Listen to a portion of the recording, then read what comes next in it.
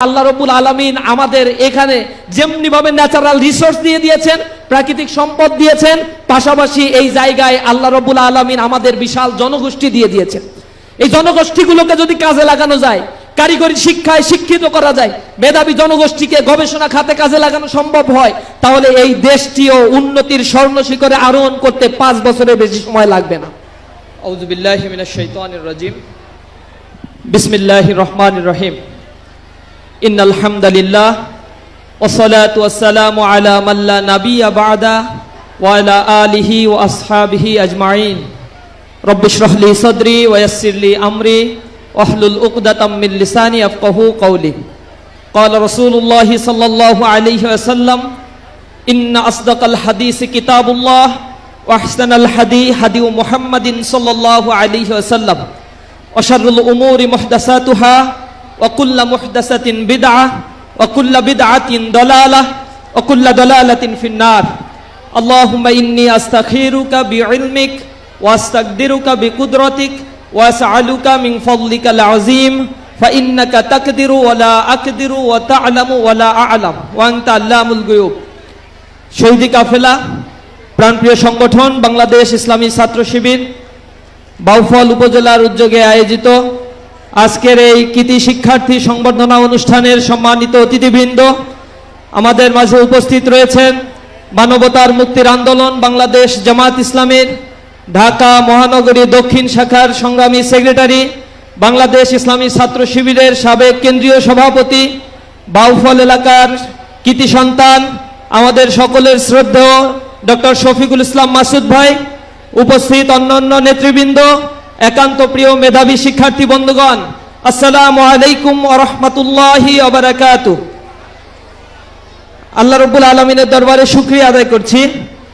কঠিন গরম, এই গরমের মধ্যেও আপনারা এখানে সবাই উপস্থিত হয়েছেন। এই প্যান্ডেলের প্রতিটি কানায় আজ মেধাবীদের পদচারণায় মুখরিত হয়েছে। আমরা দীর্ঘদিন পরে উন্মুক্ত পরিবেশে আল্লাহ রাব্বুল আলামিন আমাদের এই সমাবেশ, এই সংবর্ধনা অনুষ্ঠানের আয়োজন করার তৌফিক দান করেছেন। এজন্য মহান মুনিবের দরবারে আমরা লাখো কোটি শুকরিয়া আদায় করি, আলহামদুলিল্লাহ। আমি কবি আব্দুল লতিফের একটা কবিতার কয়েকটি চরণ দিয়ে আপনাদের কথা শুরু করতে চাই। তিনি বলছেন, আজকে ছোট কালকে মোরা বড় হব ঠিক, জ্ঞানের আলোয় আলোকিত করব চতুর্দিক, নিত্য নতুন আবিষ্কারে চমকে দেব বিশ্বটারে, আমরা হব বিশ্ব মাঝে শ্রেষ্ঠ বৈজ্ঞানিক, জাহাজ মোদের চলবে ভেসে দূর হতে দূর নিরুদ্দেশে, আমরা হব বিশ্ব মাঝে শ্রেষ্ঠ যে নাবিক, শত্রু মুক্ত দেশের মাটি রাখবো সদাই পরিপাটি, আমরা হব বিশ্ব মাঝে শ্রেষ্ঠ পদাতিক।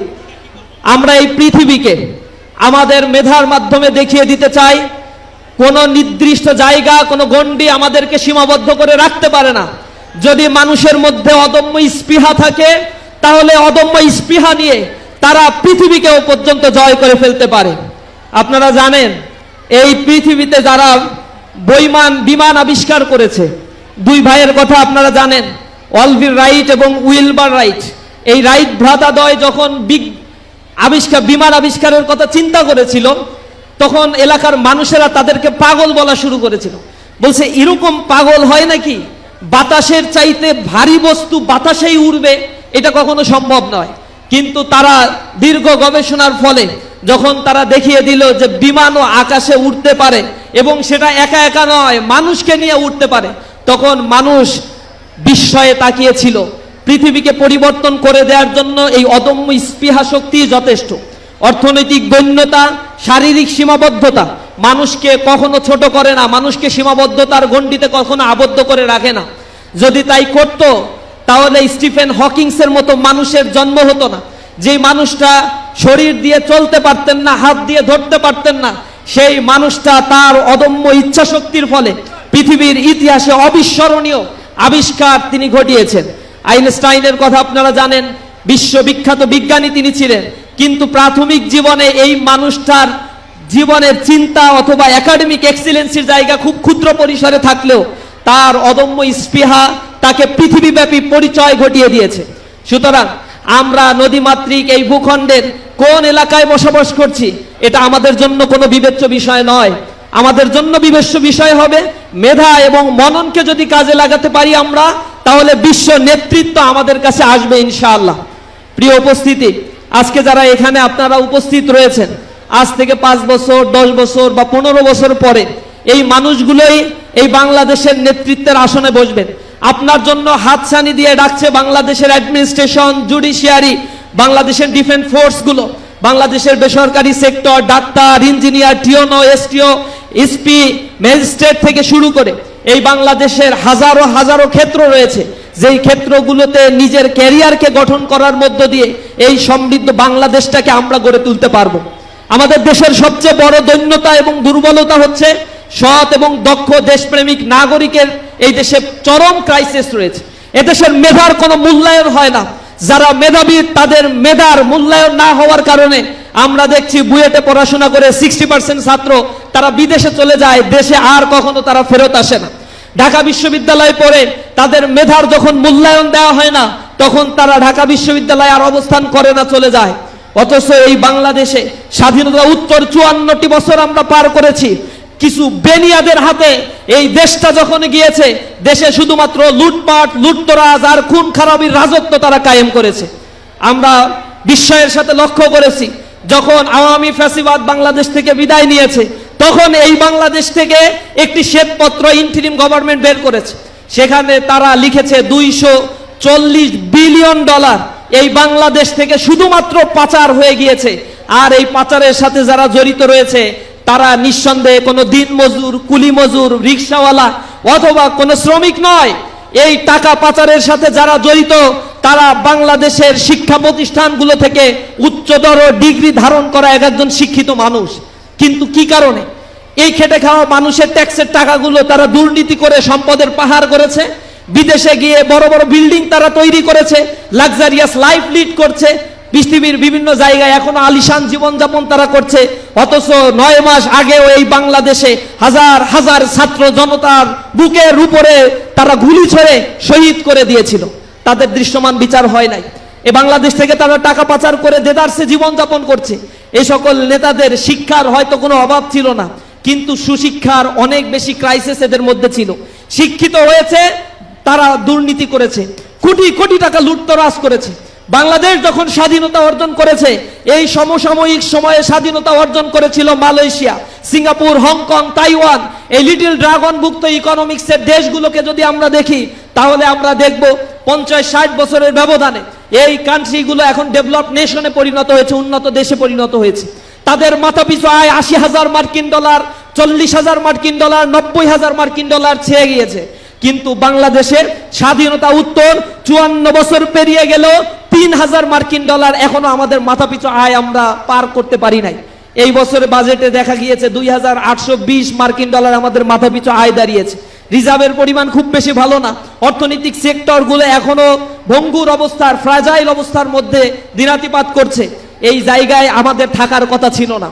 অথচ বাংলাদেশে এই মুহূর্তে ডেমোগ্রাফিক ডিভিডেন্ড চলছে, যেখানে তরুণদের সংখ্যাই বাংলাদেশে সবচেয়ে বেশি।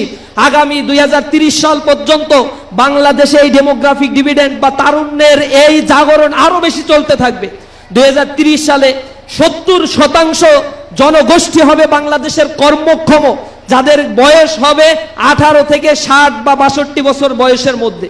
এ বাংলাদেশে ডিপেন্ডেন্ট পিপলের সংখ্যা বা বৃদ্ধ মানুষের সংখ্যা এখন মাত্র 9%। এই তারুণ্যকে কাজে লাগাতে পারলে পৃথিবীর সকল দেশ, চায়নার কথা আপনারা চিন্তা করেন, এই দেশের চায়নার ডেমোগ্রাফিক ডিভিডেন্ড এখন আস্তে আস্তে কমে যাচ্ছে। প্রতি বছর তাদের 80 থেকে 90 লক্ষ করে জনসংখ্যা কমে যাচ্ছে। পৃথিবীর বহু দেশ রয়েছে, অন্তত 56টা দেশ, যেখানে নেগেটিভ পপুলেশন, মাইনাস পপুলেশন, জনসংখ্যা হয় না। কিন্তু বাংলাদেশের জন্য মহান আল্লাহ রব্বুল আলমিনের পক্ষ থেকে এটা একটা বড় নিয়ামত যে বাংলাদেশে এই ছোট্ট একটা ভূখণ্ড আমরা পেয়েছি। কিন্তু আল্লাহ রব্বুল আলমিন আমাদের এখানে যেমনি ভাবে ন্যাচারাল রিসোর্স দিয়ে দিয়েছেন, প্রাকৃতিক সম্পদ দিয়েছেন, পাশাপাশি এই জায়গায় আল্লাহ রব্বুল আলমিন আমাদের বিশাল জনগোষ্ঠী দিয়ে দিয়েছেন। এই জনগোষ্ঠীগুলোকে যদি কাজে লাগানো যায়, কারিগরি শিক্ষায় শিক্ষিত করা যায়, মেধাবী জনগোষ্ঠীকে গবেষণা খাতে কাজে লাগানো সম্ভব হয়, তাহলে এই দেশটিও উন্নতির স্বর্ণ শিখরে আরোহণ করতে 5 বছরের বেশি সময় লাগবে না। কোটি কোটি বিলিয়ন ডলার পাচার হয়ে গিয়েছে। এগুলো যদি যুবকদের হাতে দিত, শিক্ষা প্রতিষ্ঠানগুলোতে দিয়ে শিক্ষা প্রতিষ্ঠান ডিজিটালাইজেশন করে দিত। যারা লেখাপড়া করতে পারছে না, উপানুষ্ঠানিক এবং অনানুষ্ঠানিক বৃত্তি প্রকল্প চালু করে এখানে যদি শিক্ষার্থীদের প্যাট্রোনাইজ করা যেত, গ্রাম অঞ্চল প্রত্যন্ত অঞ্চলগুলোর শিক্ষা প্রতিষ্ঠানগুলোকে যদি ডিজিটালাইজেশন ফরম্যাটে নিয়ে এসে শিক্ষার আধুনিকায়নের মধ্য দিয়ে গ্রামের এই প্রজন্ম, এই মেধাবীদেরকে তুলে নিয়ে আসা সম্ভব ছিল, তাহলে এই দেশটা উন্নতির আরো উচ্চ জায়গায় আরোহণ করতে পারত। কিন্তু আশ্চর্য, আমরা এটা দেখি নাই। এরকম মেধাবীরা যারা সিঙ্গেল ডিজিট অর্জন করছে, লেখাপড়া ভালো করছে, জিপিএ 5 পাচ্ছে, বৃত্তি পরীক্ষায় অংশগ্রহণ করে মেধার স্বাক্ষর রাখছে, এদের সংবর্ধনা দেয়া অথবা এদের মেধার পরিচর্যা করার দায়িত্ব ছিল এই রাষ্ট্রে। কারণ এই রাষ্ট্রে আমরা এখানে যারা বসা আছি সবাই ট্যাক্সের টাকা দেয়, সেটা ডিরেক্ট ট্যাক্সের টাকা দেয় আর ইনডিরেক্ট ট্যাক্সের টাকা দেয়। আমরা যে ট্যাক্সের টাকা দিয়ে বিলিয়ন বিলিয়ন ডলারের রাজকোষাগার ভর্তি করছি, আর সেই রাজকোষাগারে কিছু লুটতরাজ বেনিয়া সম্প্রদায় ক্ষমতায় যাওয়ার পরে লুটপাটের রাজত্ব তারা কায়েম করছে। জনগণের অধিকার থেকে তারা মানুষকে বঞ্চিত করছে, তরুণ প্রজন্মকে দুর্নীতি শিখাচ্ছে, তরুণ প্রজন্মকে শিক্ষার নামে অনৈতিক কার্যক্রমে লিপ্ত করছে। ক্যাম্পাসগুলোকে মাদকের অভয়ারণ্যে পরিণত করেছিল ফ্যাসিবাদের সময়। হত্যাযজ্ঞ, খুন খারাপি, লুটতরাজ, ধর্ষণের এক স্বর্গরাজ্যে তারা পরিণত করেছিল। আমরা আশা করেছিলাম জুলাই অভ্যুত্থান পরবর্তী এই দেশে একটা কাঙ্ক্ষিত পরিবর্তন আমরা লক্ষ্য করতে পারবো। ক্যাম্পাসগুলোতে আমরা মেধাবীদের পদচারণায় মুখরিত দেখতে পাবো, আমরা প্রতিটি স্কুল কলেজের শিক্ষা ব্যবস্থার ধারাবাহিক একটা পরিবর্তন দেখতে পাবো। কিন্তু ইন্টিরিম গভর্নমেন্টের এই পদক্ষেপে আমরা হতাশ হয়েছি। তারা শিক্ষা সংস্কার কমিশন এখনো গঠন করতে পারে নাই। উচ্চ মাধ্যমিক, মাধ্যমিক শিক্ষা ক্ষেত্রে যে বরাদ্দ দেওয়ার কথা ছিল, এই বরাদ্দের পরিমাণ কাঙ্ক্ষিত পর্যায়ে আমরা পাইনি। ইসলামী ছাত্র শিবিরের পক্ষ থেকে বিগত 10-15 বছর ধরে বা ধারাবাহিকভাবে বলা হচ্ছে বাংলাদেশের টোটাল জিডিপির 6% অবশ্যই শিক্ষা খাতে বরাদ্দ দিতে হবে।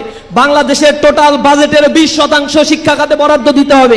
যদি এ জাতির উন্নতি করতে হয় তাহলে এ জাতির তরুণ প্রজন্মকে শিক্ষিত, দক্ষ মানব সম্পদে তাদেরকে পরিণত করতে হবে। কিন্তু আমরা সেই জায়গায় পদক্ষেপ নিতে দেখছি না। আমরা আরো অবাক হয়েছি যখন বাংলাদেশে অনার্স মাস্টার্স পাশ করার পরে 30-40 হাজার বেকার যুবক সার্টিফিকেট নিয়ে ঘুরে বেড়ায়, অথচ এই সরকার তাদেরকে চাকরি দিতে পারে না। তখন শিক্ষার উপর থেকে মানুষের আস্থা দিনে দিনে কমে যায়। আর যখনই একটা জাতির শিক্ষার উপর থেকে আস্থা কমে যায়, সে জাতিকে গোলামির জিনজিরে আবদ্ধ করে রাখা সহজ হয়। এ বাংলাদেশ সহ এই উপমহাদেশের ইতিহাস যদি বিশ্লেষণ করেন তাহলে আপনারা দেখতে পাবেন এই বঙ্গপ্রদেশে মুসলিম সালতানাতের ইতিহাসের পরে 550 বছর মুসলমান যখন শাসন করেছিল, এই উপমহাদেশের মানুষেরা ছিল বর্বর, শিক্ষিত ছিল না, সভ্যতার নাম বালাই তাদের ভিতরে ছিল না। এরপরে এখানে মুসলমানরা মক্তবের শিক্ষা, স্কুল, প্রাতিষ্ঠানিক শিক্ষা ব্যবস্থা তারা চালু করে এখানে প্রায় 82,000 মক্তব তারা প্রতিষ্ঠা করেছিল, যেখানে হাজার হাজার লক্ষ লক্ষ মানুষ শিক্ষা অর্জন করে সমাজ ব্যবস্থায় তারা অবদান রেখেছিল। কিন্তু ব্রিটিশরা যখন এই অঞ্চলে মুসলমানদের কাছ থেকে দখল করে নিল, এরপরে টানা 100 বছর মক্তবের শিক্ষা তারা ধ্বংস করেছে এবং 100 বছর এই শিক্ষা প্রতিষ্ঠানগুলোকে কোনো পরিচর্যা এবং কোনো শিক্ষার কাঠামো তারা গড়ে তোলে নাই। তারা চেয়েছিল এই বঙ্গপ্রদেশের মানুষগুলোকে তাদের অধীনস্থ কেনা গোলাম আর দাসে পরিণত করতে হবে, এবং তারা সেটাকে সফল হয়েছিল। 1843 সালে তারা যে ম্যাকলে কমিশন গঠন করেছিল, সেই কমিশন গঠন করে যে শিক্ষা ব্যবস্থা আমাদের উপর চাপিয়ে দিয়েছে, সেই শিক্ষা ব্যবস্থার একমাত্র উদ্দেশ্য, তাদের মুখ থেকে তারা ডিক্লেয়ার করেছিল যে আমরা ব্রিটিশদের গোলামি করার জন্য কিছু মানুষ তৈরি করতে চাই, যারা গরনে বলনে হবে বাঙালি, কিন্তু চিন্তায় মন মস্তিষ্কে হবে তারা হচ্ছে একজন ব্রিটিশ। তারা সেটা করতে সক্ষম হয়েছে। আমরা দেখছি লেখাপড়া করে কোনোভাবে একটা চাকরি চাকর হওয়ার জন্য আমরা পাগল হয়ে যাই, কিন্তু আমাদের পিতামাতা, আমরা নিজেরা উদ্যোক্তা হওয়া, দেশকে গঠন করা, নতুন নতুন আবিষ্কার করা, গবেষণা ক্ষেত্রে বরাদ্দ বৃদ্ধি করা, এই জাতীয় চিন্তা চেতনার মধ্যে আমরা আমাদেরকে নিতে পারি নাই। আর একটা বড় সমস্যা আমাদের শাসক গোষ্ঠী। এই শাসক গোষ্ঠী যেভাবে এদেশের শিক্ষা কারিকুলামকে গড়ে তোলা দরকার ছিল, সব সময় তাবেদারি একটা শিক্ষা ব্যবস্থা দিয়ে ভারতের করদ রাজ্যে পরিণত করার জন্য এক লাঞ্ছিতকর শিক্ষা ব্যবস্থা আমাদের উপর চাপিয়ে দেওয়া হয়েছে। শিক্ষা ব্যবস্থা নিয়ে যখন আমরা কথা বলেছি, আমাদের রাস্তায় রক্ত ঝরেছে, আমার ভাইকে শহীদ করে দেওয়া হয়েছে। মানুষের অধিকারের ব্যাপারে যখন আমরা দারাজ কণ্ঠ দিয়ে রাজপথে প্রতিবাদ গড়ে তুলেছি, তখন আমাদেরকে হত্যা করা হয়েছে, গুম করা হয়েছে। এ দেশ থেকে আমাদেরকে নিষিদ্ধ করে তারা মনে করেছিল তাদের অধীনস্থ একটা গোলামির জিনজিরে এ দেশের মানুষকে তারা আবদ্ধ করতে পারবে। কিন্তু মানুষ জেগে উঠেছে, তাদের গোলামির জিনজেরে আবদ্ধ না হয়ে বাংলাদেশ থেকে তাদেরকে বিতাড়িত করেছে। এটা লজ্জাস্কর একটা পতন হয়েছে। আর এই পতন কোনো বৃদ্ধ মানুষের দ্বারা হয় নাই, এই পতনের নেতৃত্ব দিয়েছে তরুণ ছাত্র যুবকেরা, যাদের ডাকে সাড়া দিয়ে এদেশের আপামর জনতা রাস্তায় নেমে এসে এক গণ বিপ্লব, এক গণ বিস্ফোরণ ঘটিয়ে এদেশের প্রধানমন্ত্রী, রাষ্ট্রের সর্বোচ্চ ব্যক্তি থেকে শুরু করে ইউনিয়ন পর্যায়ে এবং আপনারা দেখবেন বাইতুল মোকাররমের একজন ইমাম পর্যন্ত এদেশে থাকা নিরাপত্তা মনে করছে না, করে নাই। কারণ তারা যে অপকর্মগুলো করেছে তাতে তাদের মুখ নাই এই বাংলাদেশের মানুষের কাছে, আর তারা থাকবে, তাদেরকে বিতাড়িত করা হয়েছে। এমন একটা দেশ আমরা তো চাই নাই। এই দেশের মানুষগুলো এদেশের মাটিকে ভালোবাসে না। ইসলামী ছাত্র শিবির তার জনগোষ্ঠীকে শিখায় একটি সমৃদ্ধ বাংলাদেশকে আমরা যদি গড়ে তুলতে চাই, তাহলে সৎ, দক্ষ এবং দেশপ্রেমিক নাগরিক তৈরি করতে হবে, যেই মানুষগুলো মানুষের সুখে দুঃখে তাদের পাশে গিয়ে দাঁড়াবে, মানুষের মতো মানুষ হবে। আমরা একটা কবিতা ছোটবেলায় পড়েছিলাম, আপনারাও পড়েছেন, আমাদের দেশে হবে সেই ছেলে কবে, কথায় না বড় হয়ে কাজে বড় হবে, মুখে হাসি বুকে বলতে যে ভরা মন, মানুষ হইতে হবে এই যার পণ। এই মানুষ হওয়ার ক্রাইসিসটা আজ থেকে আরো শত শত বছর আগের ঘটনা। মানুষের মতো মানুষ হচ্ছি না, আমরা পশুতে পরিণত হয়ে যাচ্ছি। জনসংখ্যা আমাদের দেশে বাড়ছে, মনুষ্যত্ববিহীন কিছু জনগোষ্ঠী আমরা তৈরি করতে পারছি। শিক্ষায় শিক্ষিত হচ্ছে, সুশিক্ষায় শিক্ষিত হচ্ছে না, ইথিক্স নাই, মোরালিটি নাই। এ কারণে শিক্ষা ব্যবস্থায় আমরা দেখছি শিক্ষা প্রতিষ্ঠানগুলোতে আমাদের বোনেরা নিরাপত্তার সাথে শিক্ষা ব্যবস্থায় থাকতে পারছে না। স্বয়ং বিশ্ববিদ্যালয়ে প্রধান যিনি থাকেন অথবা শিক্ষক যিনি থাকেন, তাদের দ্বারা এদেশের নারীরা লাঞ্ছিত হচ্ছে। আমরা আরো আশ্চর্য হয়েছি আমরা যখন দেখেছি এই দেশের শিক্ষা প্রতিষ্ঠানগুলোতে ছাত্ররা যখন ভিন্ন মতের চর্চাগুলো করে, তখন তাদেরকে পিটিয়ে পিটিয়ে হত্যা করা হয়েছে। আবরারের মতো মেধাবী শিক্ষার্থীকে তারা রাতের বেলায় পিটিয়ে হত্যা করে এদেশে এক কলঙ্কজনক অধ্যায় তারা রচনা করেছিল। আমরা ভালো মানুষ দেখতে পাইনি। এ কারণে মানুষের ব্যাপারে আমরা বলে থাকি, আপনারা জানেন যে আমরা বলি যে তুই মানুষের মতো মানুষ হ। এটা কেন বলে? গরু ছাগলের ক্ষেত্রে কেউ বলে না তুই গরুর মতো গরু হ, ছাগলের মতো ছাগল হ। কারণ গরু ছাগল প্রাণীর যা করা দরকার তারা ঠিক সেই কাজটা করে, কিন্তু মানুষই হচ্ছে একটা প্রাণী যে তার যা করা দরকার সেই কাজটা তারা করে না। এজন্য তাকে শিক্ষিত হতে হয়, তাদের একাডেমিক্যালি এক্সিলেন্সি হতে হয়, পারিবারিক শিক্ষায় শিক্ষিত হতে হয়, মানুষের সাথে মিশে ব্যবহার বিধি শিখতে হয়। আমরা আমাদের শিক্ষা ব্যবস্থার ক্ষেত্রে এই জিনিসটা, ইথিক্স এবং মোরালিটির অনেক বেশি গ্যাপ দেখেছি, যার ফলশ্রুতিতে আমরা অবাক হয়ে দেখি ইউনিভার্সিটি থেকে পাশ করে এই দেশে দুর্নীতির সাথে জড়িত হচ্ছে। এদেশের ডিসি, এসপি, ম্যাজিস্ট্রেট যারা হচ্ছে তাদের নামে বিলিয়ন বিলিয়ন ডলার পাচার করার অভিযোগ রয়েছে। এই দেশের আমরা বড় বড় প্রতিষ্ঠানগুলোতে যখন যাই, জুডিশিয়ারিতে বলেন, অ্যাডমিনিস্ট্রেশনে বলেন, এই জায়গাগুলোতে কাউকে চাকরি করতে গেলে 20 লক্ষ 30 লক্ষ টাকা একটা কনস্টেবলের চাকরিতে পর্যন্ত ঘুষ দিতে হয়। আমরা অবাক হয়ে যাই। লেখাপড়া করে এদেশের জন্য মানুষেরা চাকরি করবে, সার্ভিস দিবে, তাকে ঢোকার আগেই যদি দুর্নীতিগ্রস্ত অবস্থায় তাকে ঢুকতে হয়, তাহলে এই সার্ভিসে ঢোকার পরে তো সে ওই দুর্নীতিটা করবেই। সুতরাং এই বাংলাদেশে যারা চাকরি করে তাদের একমাত্র ধান্দা আর চিন্তা ভাবনাই থাকে, আমি যে 20 লাখ দিয়ে ঢুকছি, এই 20 লাখ কিভাবে আগে উসুল করব। ওই উসুল করার চিন্তা ভাবনা থেকে তার নৈতিকতা এবং মেধাকে তারা বিপর্যস্ত করে ফেলে।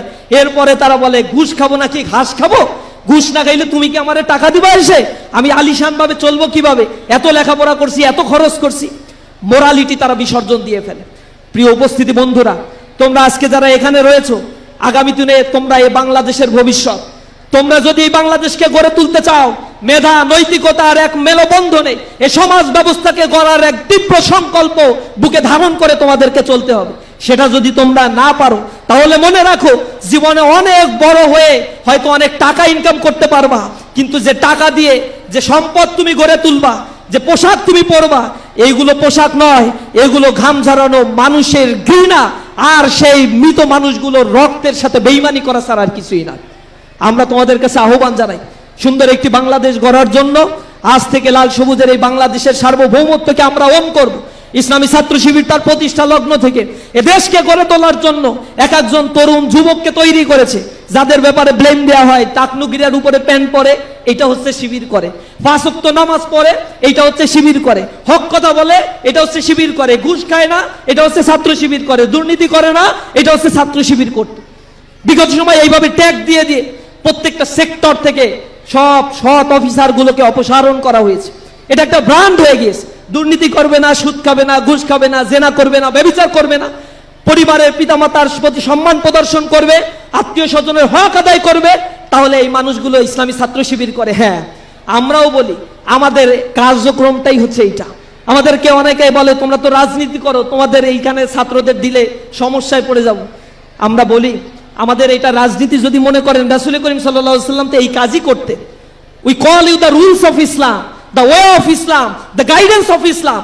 If this means politics to you, then this is our politics. Absolutely, this is our politics. We call you the essential rules of Islam.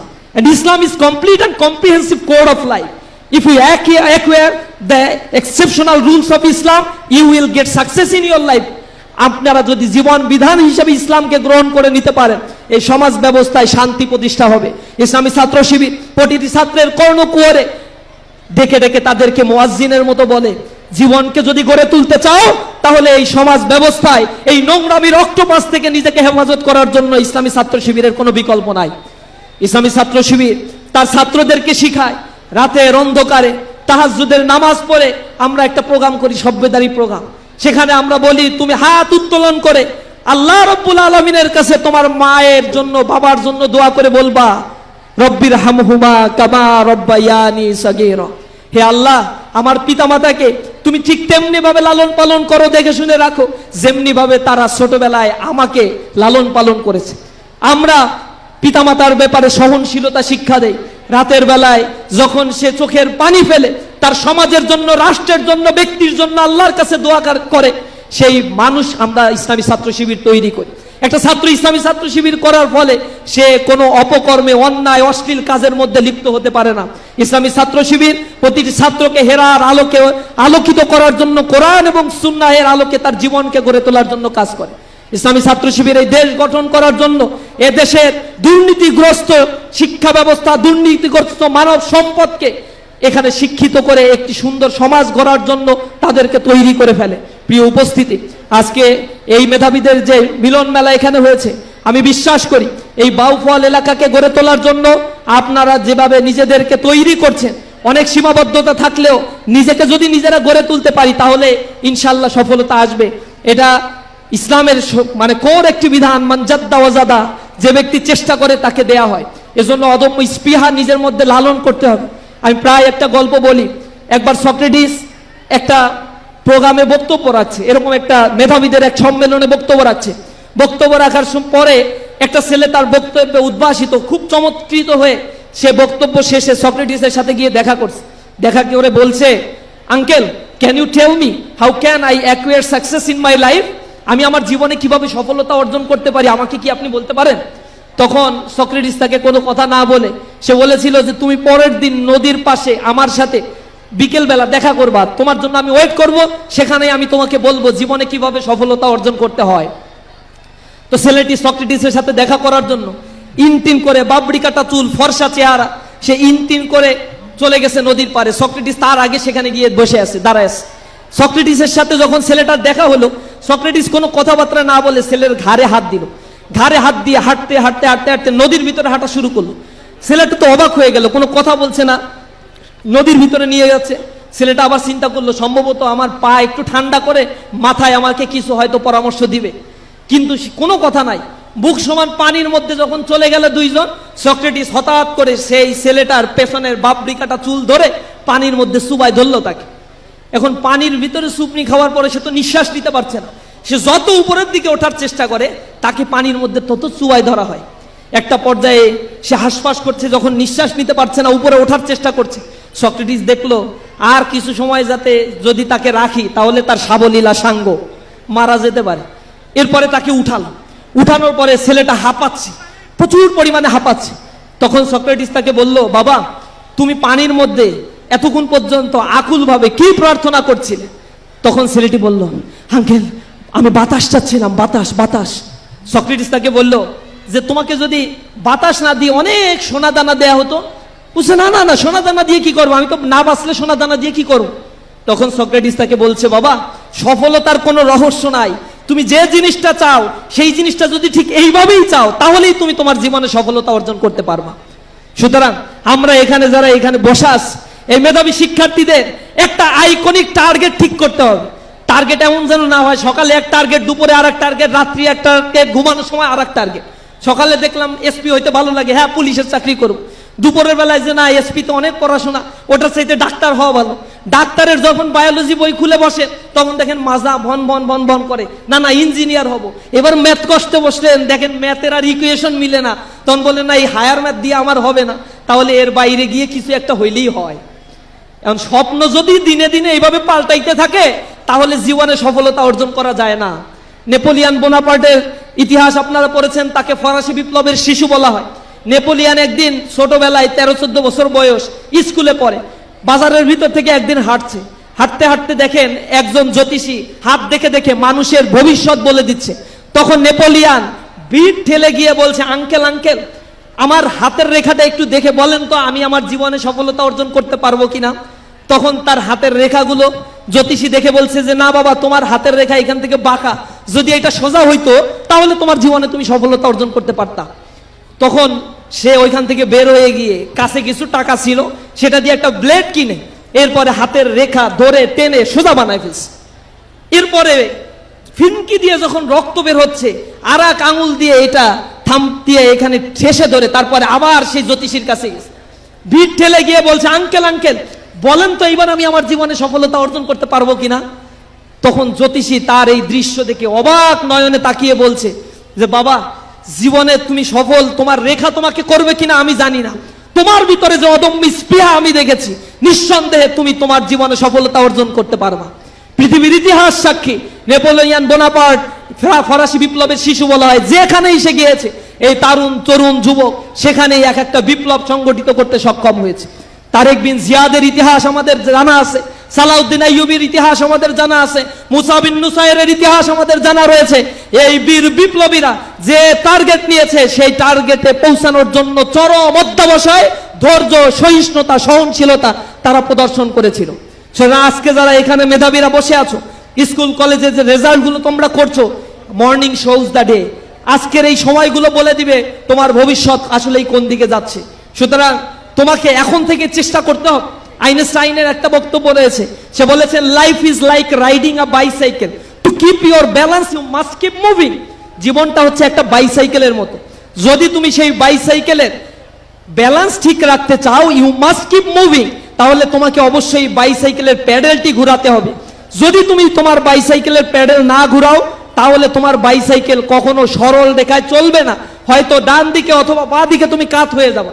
তোমার জীবনের এই চলার পথেও অনেক প্রতিকূলতা, অর্থনৈতিক অভাব, সকালে খাইতে পারি না, দুপুরে খেতে পারি না, বাবা রিক্সা চালাচ্ছে, কাজ নাই, অনেক কষ্ট হচ্ছে, আমাকে এখন চলে যেতে হবে, পরীক্ষা কালকে, আজকে ধান তোলার সময়, কত প্রতিকূলতা আর প্রতিবন্ধকতা। কিন্তু তুমি বিশ্বাস করো, এই প্রতিকূলতা এবং সীমাবদ্ধতা কোনো মানুষকে ছোট করে না। তার ভিতরে যদি অদম্য স্পৃহা থাকে, সে তার লক্ষ্যপানে পৌঁছাতে পারে। শুধুমাত্র প্রয়োজন খেয়ে থাকি আর না খেয়ে থাকি, জীবনে আমার বাবা মাকে প্রহার করে নেশার টাকা না দেওয়ার কারণ। গাজীপুরে আপনারা দেখেছেন, ঢাকার বিভিন্ন জায়গায় কুপিয়ে কুপিয়ে বাপ সন্তানকে হত্যা করছে, আর সন্তান মা বাবাকে গুলি করে ঐশীর মতো মেয়েরও জন্ম হচ্ছে, যে উচ্চ শিক্ষিত, যারা ভালো ভালো শিক্ষা প্রতিষ্ঠানে পড়েছে, কিন্তু নেশার টাকা তার বাবা তার মেয়েকে দিতে না পারার কারণে সেই মেয়ে তার বাবা মাকে হত্যা করেছে, জবাই করেছে। এত বিভৎস ঘটনাগুলো এই সমাজ ব্যবস্থায় ঘটছে, যেটা আমাদের জন্য লাঞ্ছনাদায়ক, কষ্টকর একটা বিষয়। কারণ আমাদের দেশের শিক্ষা আমাদের মানুষদেরকে সেভাবে গড়ে তুলতে ব্যর্থ হয়েছে, যার ফলে আমাদের নৈতিকতার দরকার। ইসলামী ছাত্র শিবির, এ কারণে আমরা বলি আমরা একটা institution. Islami Chhatra Shibir is not only a so called student organization, but it's completely an institution. ইনস্টিটিউশনে আসলে ইন্টিগ্রিটি, মোরালিটি, সিনসিয়ারিটি, এই জিনিসগুলো ইসলামী ছাত্র শিবির তোমাদেরকে শিক্ষা দিবে। ইসলামী ছাত্র শিবিরের যে ভাইয়েরা আজকে বিদায় নিয়েছে, কর্মক্ষেত্রে রয়েছে, রাজনীতির অংশগ্রহণ করেছে, এই মানুষগুলো দক্ষতার সাথে তাদের নিজ নিজ জায়গায় তারা সক্ষমতার পরিচয় দিচ্ছে।